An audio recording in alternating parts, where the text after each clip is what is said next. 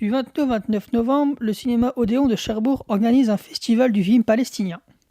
Au micro d'AGFM, son directeur Frédéric Mouchel nous présente cet événement.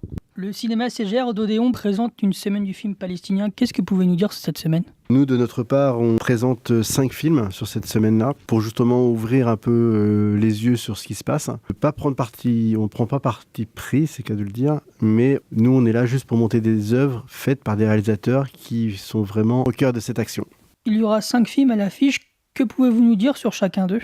Alors, on a essayé de faire une programmation assez différentes sur le même thème, en sachant que évidemment, les films palestiniens n'ont pas un nombre de réalisateurs hollywoodiens, donc ça veut dire que les œuvres sont très difficiles à faire, sont très difficiles à sortir, en plus pour venir jusqu'en France. Donc on a essayé vraiment de passer du documentaire à de la fiction, mais on reste quand même principalement sur du documentaire. On va partir sur l'histoire avec Je danserai si je veux, un documentaire sur la vie de 3 femmes palestiniennes qui partagent ensemble leur appartement sur Tel Aviv. Et on va voir que leur chemin, eux, il va être jalonné d'épreuves assez difficiles.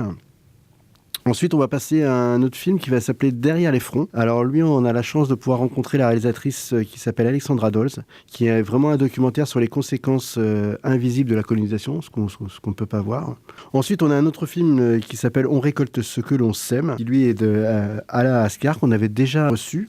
Alors lui, c'est vraiment un réalisateur palestinien qui a fait son documentaire sur la mémoire palestinienne en Israël. Ensuite, on va voir un autre film de Samir Abdallah qui s'appelle Gazastrophe.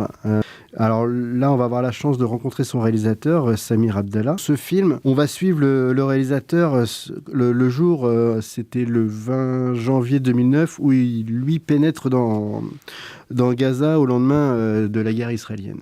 Et ensuite, on a un film Ghost Hunting, qui lui est assez original dans sa manière de faire parce que c'est le réalisateur qui a rencontré des comédiens, des professionnels du bâtiment, tout comme lui, où justement ils ont partagé ensemble un lieu de détention très dur en Israël. Et du coup, ils vont se remémorer un peu ensemble ce qu'ils ont vécu là-bas, et ils ont décidé d'en créer une équipe.